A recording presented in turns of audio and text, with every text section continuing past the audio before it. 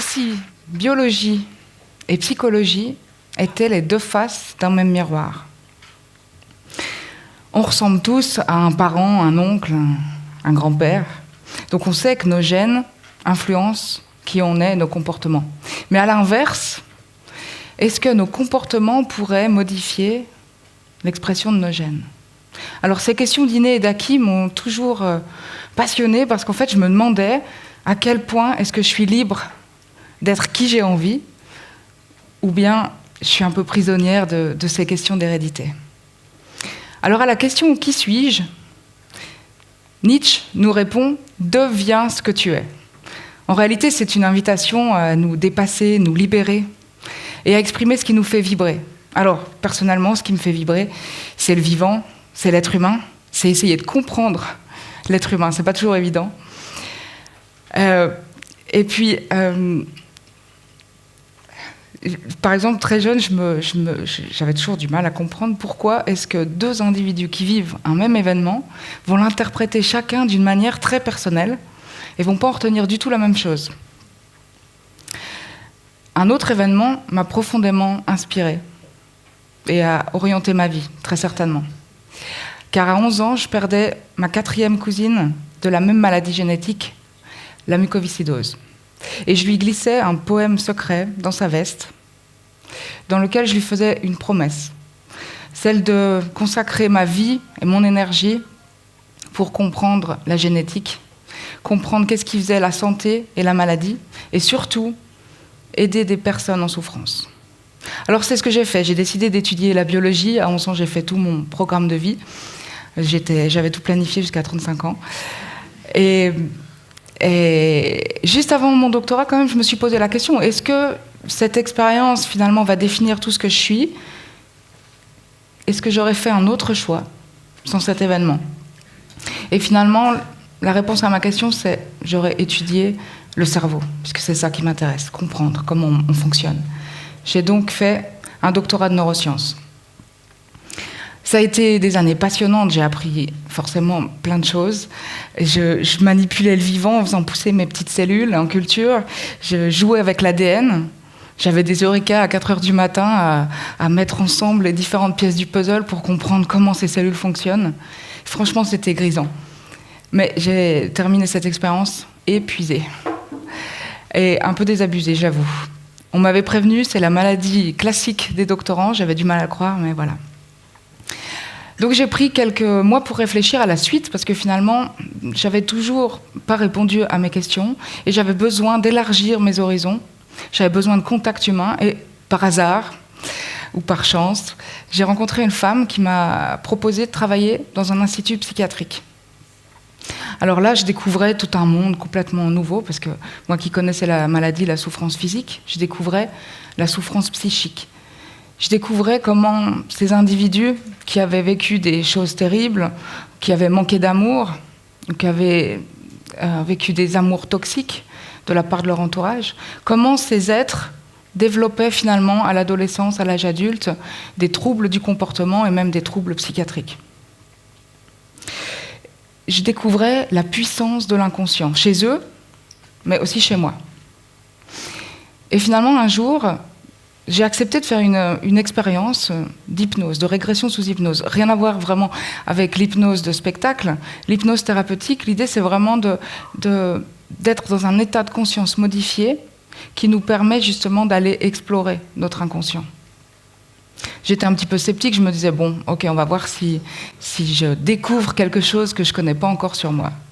Sur le coup, ça a été un petit peu comme un rêve dans lequel je suis restée consciente tout le long. Et j'ai pas eu l'impression qu'il se soit passé grand-chose d'extraordinaire. C'est plusieurs mois après que je me suis rendu compte que finalement, ça a changé ma vie. Avant ça, j'étais quelqu'un de très sociable. Bon, je suis toujours sociable, mais avant ça, disons, j'avais besoin de remplir mon emploi du temps, d'être toujours occupée professionnellement, personnellement. J'avais pas beaucoup de temps pour moi. Et après ça, je me suis surprise à, au contraire, apprécier ces moments de face à face avec moi-même, à découvrir mon monde intérieur et découvrir cette bête étrange, la solitude. Et ça m'a emmenée finalement très loin, puisque je suis partie en voyage toute seule quelques années après, et donc j'ai pu réaliser un autre de mes rêves, Mais très certainement, je n'aurais pas réalisé ce voyage seul, je n'aurais pas eu le courage de le faire si je n'avais pas fait cette séance. Donc je suis partie en Inde, le pays par excellence de l'introspection, de la méditation. J'ai continué ce travail sur moi. Et au fur et à mesure, je rencontrais tout un tas de gens, et sans m'en rendre compte, en fait, je les guidais à leur tour dans ce voyage à l'intérieur d'eux-mêmes pour découvrir leurs souffrances, leurs limitations, essayer de les libérer aussi. Et voilà, les choses se sont enchaînées très naturellement. Quand je suis rentrée en 2012, je me suis donc installée en tant que thérapeute indépendante et j'ai réalisé cet autre rêve d'aider les gens qui sont dans la souffrance. Alors tout ça pour vous expliquer que toutes ces expériences, en effet, m'ont changé.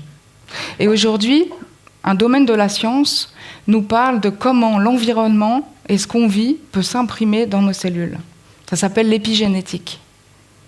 L'épigénétique, c'est quoi? Ce sont des modifications chimiques qui vont changer l'expression des gènes sans qu'il y ait de changement dans la séquence de l'ADN.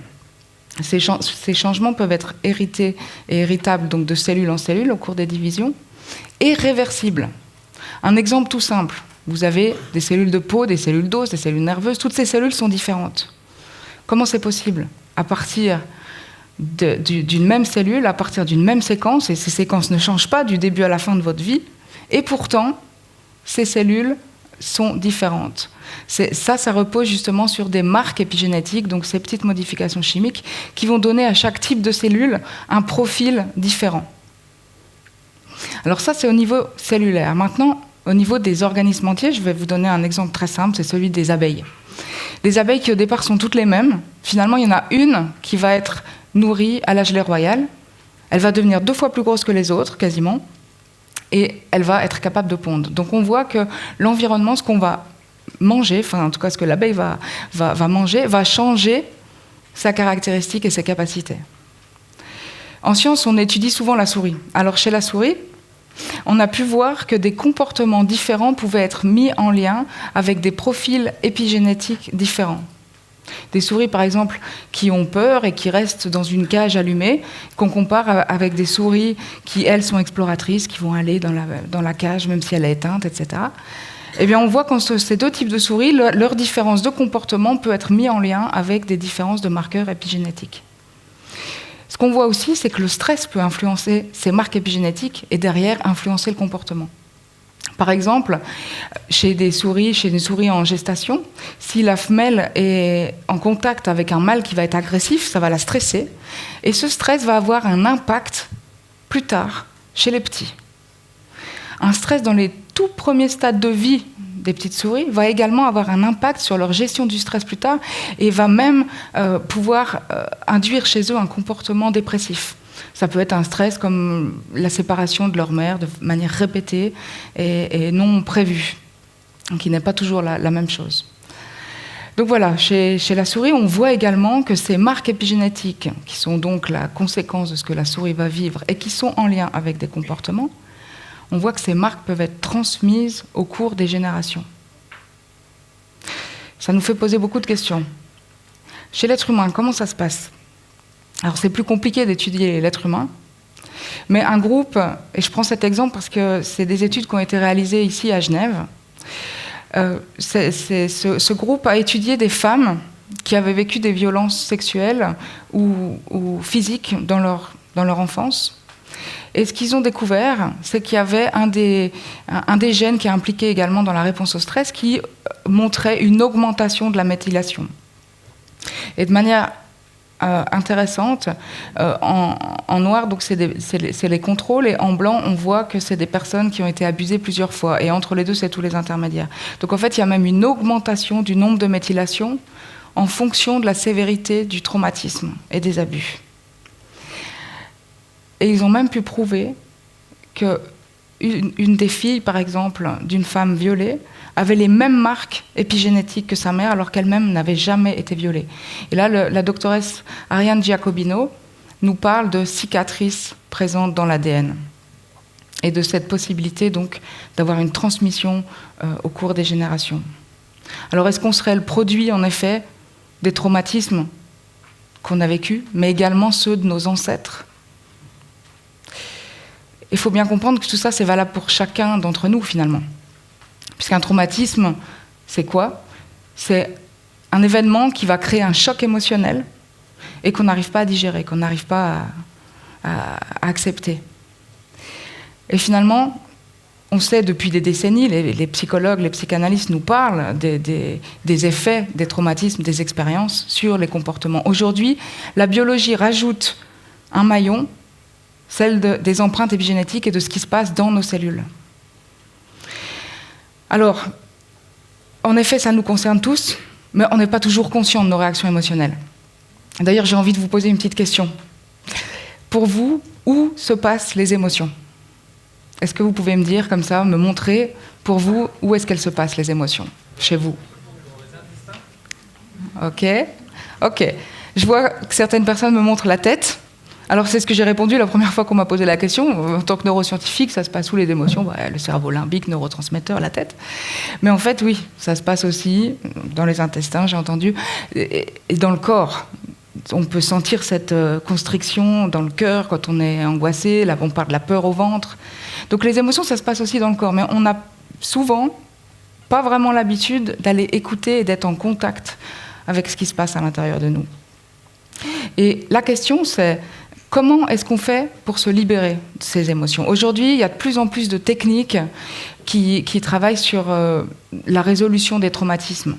Très souvent, ces techniques qui utilisent l'hypnose ou des régressions, en tout cas, vont nous amener à revivre le traumatisme si elle est conscient, ou en tout cas vivre pleinement l'émotion, la ressentir, et le fait d'accepter et d'accueillir tout ce qui se passe en nous permet à un moment donné comme de métaboliser ces sensations physiques.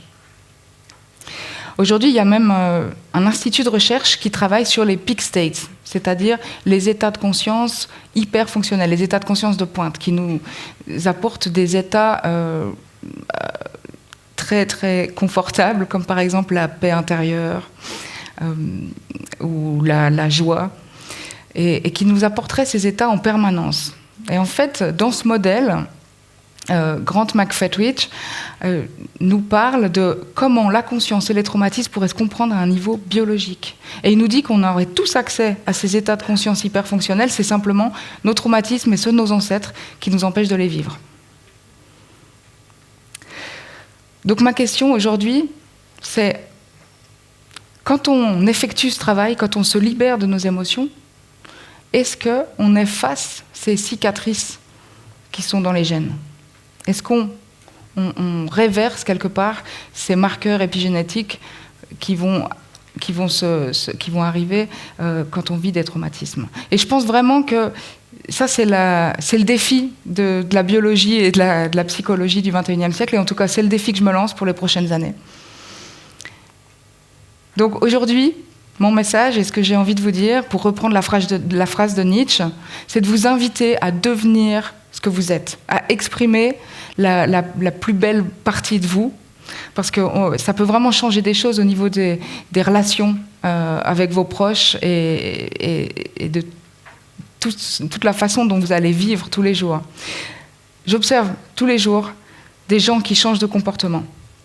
Pour vous donner un petit exemple, des personnes qui ont des angoisses, par exemple, sans savoir pourquoi, le matin, elles se réveillent, il y a une angoisse qui est là, et en quelques séances, la personne va totalement se libérer et cette impression de cage thoracique serrée est plus là. Ou d'autres personnes, ça peut être face au partenaire, face à un enfant qui fait des remarques et à chaque fois la personne va se sentir soit agressée, soit dévalorisée. Et pareil, en quelques séances, la réaction n'est plus la même. Le sentiment en face n'est plus le même. Et de manière incroyable, ça change la réaction de la fameuse personne en face. Elle ne vient plus appuyer sur le bouton qui était à la base douloureuse. Donc voilà, j'ai envie de vous inviter à devenir qui vous êtes. Et la recette est simple. La recette est simple, mais après le travail est un petit peu fastidieux. C'est d'abord de prendre conscience de qui vous êtes, quels sont vos traumatismes, quels sont vos blocages, vos peurs, et ce que vous avez envie d'être aussi.